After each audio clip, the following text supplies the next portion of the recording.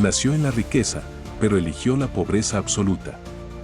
Pudo haber tenido poder, pero abrazó la humildad. En un mundo obsesionado con la riqueza, lo entregó todo por amor a Cristo.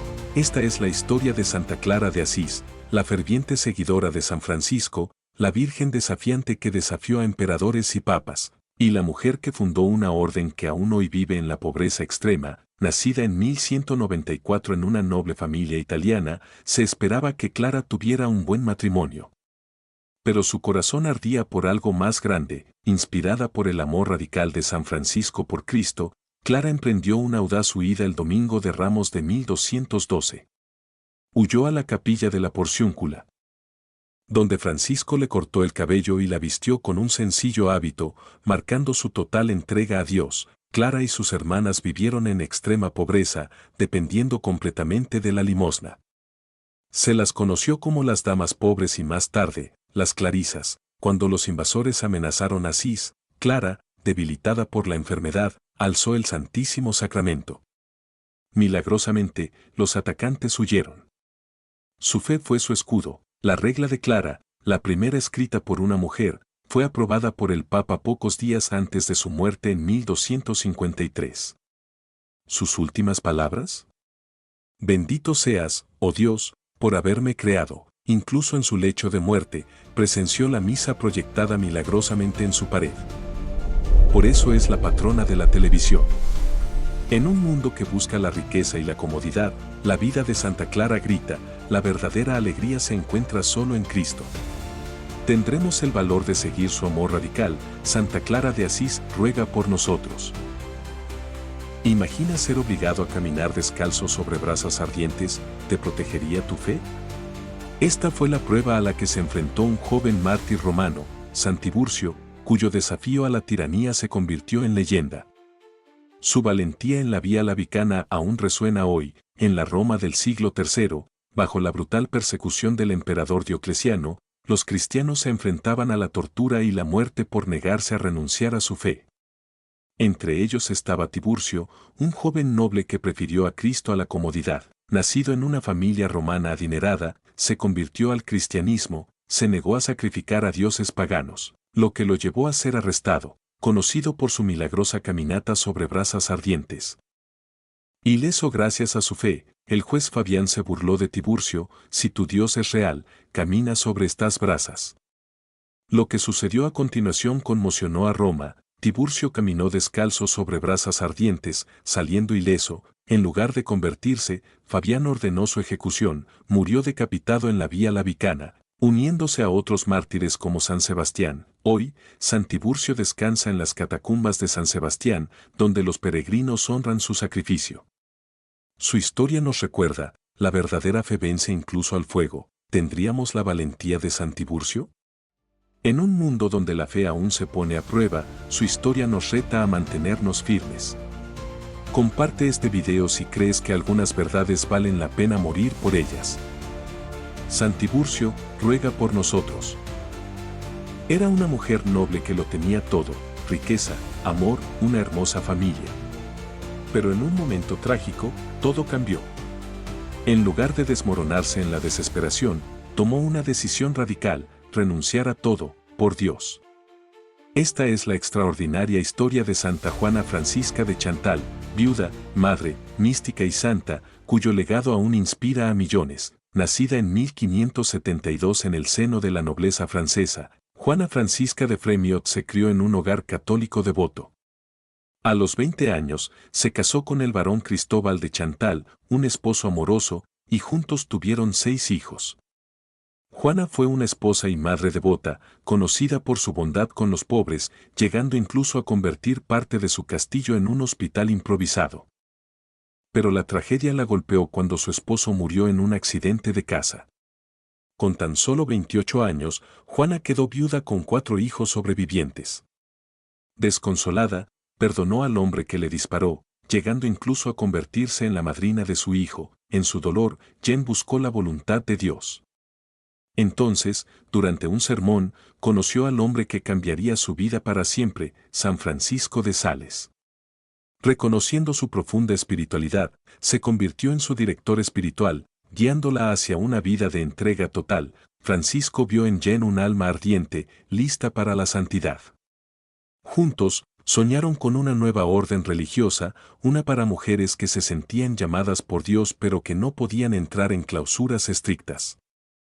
En 1610, a pesar de la oposición, incluso de su padre, Jeanne dejó a su hijo al cuidado de unos familiares y cofundó la Orden de la Visitación de Santa María con San Francisco.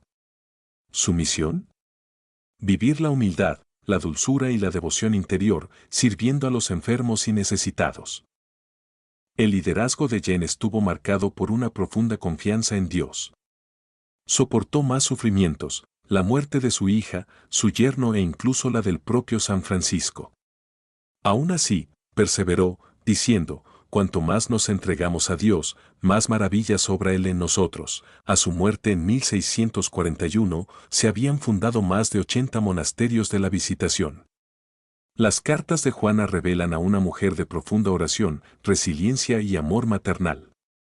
Fue canonizada en 1767 y sigue siendo un modelo para viudas, madres y almas religiosas. ¿Su famoso consejo?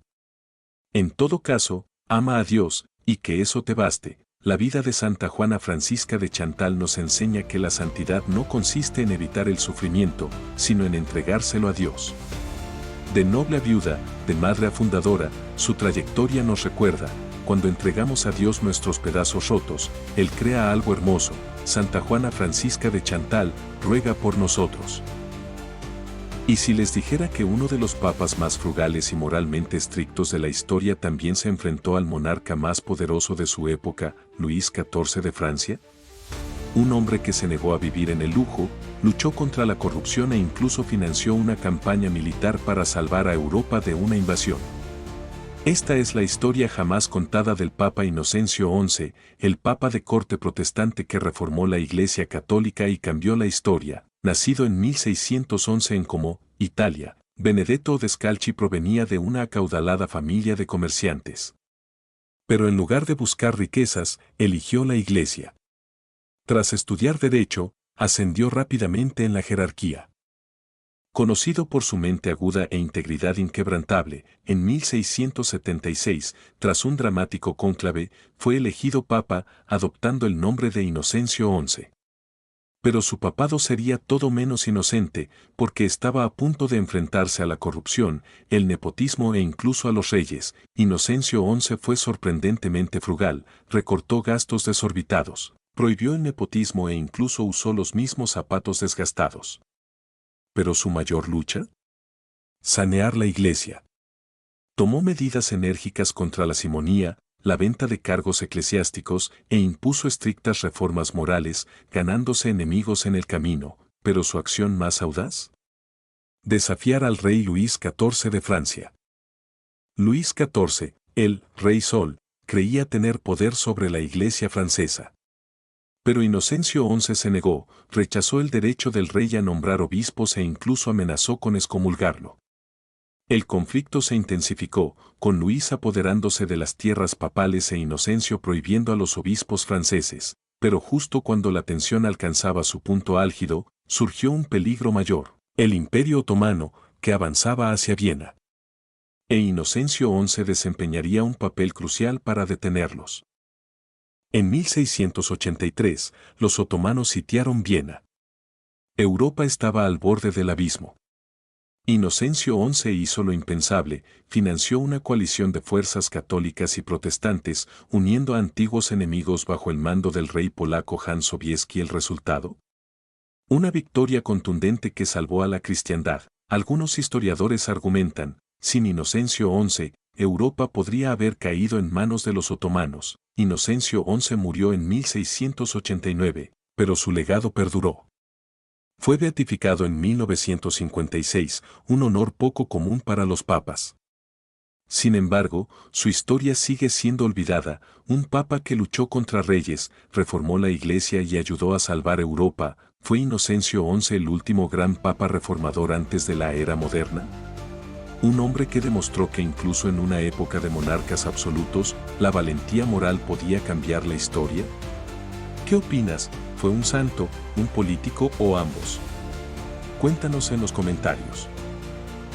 Dos hombres. Una vez divididos por un feroz conflicto. Ahora unidos en cadenas, enfrentando el mismo destino, el martirio. Esta es la increíble historia del Papa Ponciano e Hipólito, el sacerdote que una vez se opuso a él. ¿Cómo se convirtieron en hermanos en Cristo, enemigos jurados? Y que nos enseña su sacrificio hoy. A principios del siglo III, la Iglesia sufría persecución, pero las luchas internas eran igual de peligrosas. Hipólito, un brillante sacerdote y teólogo, acusó al Papa Ponciano de ser demasiado indulgente con los pecadores arrepentidos. Creía que la Iglesia necesitaba una disciplina más estricta. Tanto así que se dejó convertir en obispo rival, el primer antipapa de la Iglesia. Hipólito era un rigorista, mientras que Ponciano buscaba la misericordia y la unidad. Su conflicto reflejó las tensiones que aún persisten en la Iglesia hoy. Entonces, en el año 235 después de Cristo, el emperador Maximino Tracio desató una brutal persecución. Tanto Ponciano como Hipólito fueron arrestados y exiliados a las mortíferas minas de Cerdeña, una sentencia equivalente a la muerte, pero en el sufrimiento ocurrió algo milagroso.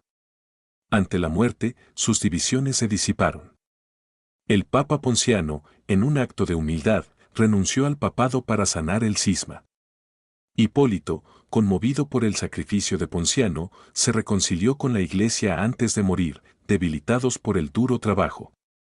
Ambos murieron por Cristo, Ponciano en el 235, Hipólito poco después.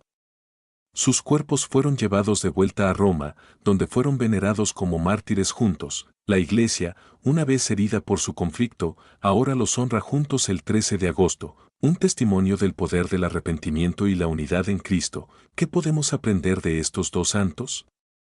Que incluso las divisiones más profundas pueden sanar con humildad y sacrificio. Que ningún conflicto escapa a la redención de Cristo. En una época de división, su historia es un faro de esperanza. Santos Ponciano e Hipólito. Rueguen por nosotros, para que también busquemos la unidad en Cristo. Imagina estar rodeado de tus alumnos, niños a quienes has enseñado, guiado y animado, solo para descubrir que son ellos quienes reciben la orden de matarte. Esta es la escalofriante historia de San Casiano de Imola, un mártir cristiano cuya muerte no solo fue brutal, sino profundamente simbólica. Maestro por vocación, mártir por gracia y testigo de Cristo a través de la prueba suprema del amor. Su muerte plantea una pregunta: ¿puede un maestro llegar a ser santo por las mismas manos que una vez albergaron su confianza? San Casiano fue un maestro cristiano que vivió en el siglo III o IV. Durante el reinado de los emperadores romanos, cuando la persecución de los cristianos aún era común. Vivió en la ciudad de Imola, en el norte de Italia. A diferencia de muchos clérigos mártires de su época, Casiano no era obispo ni sacerdote, era un laico y educador, un maestro de escuela que enseñaba a los niños a leer, escribir y las verdades de la fe cristiana. Era conocido por su paciencia, disciplina y bondad, pero sobre todo, por su inquebrantable fe en Jesucristo. Cuando las autoridades romanas descubrieron su cristianismo, le ordenaron ofrecer sacrificios a los dioses paganos. Él se negó, pero su castigo no fue la rápida ejecución que muchos otros sufrieron, fue deliberadamente cruel y humillante. El juez, buscando burlarse tanto de su fe como de su profesión, condenó a Casiano a muerte, pero a manos de sus propios alumnos. A Casiano fue desnudado y atado a una estaca.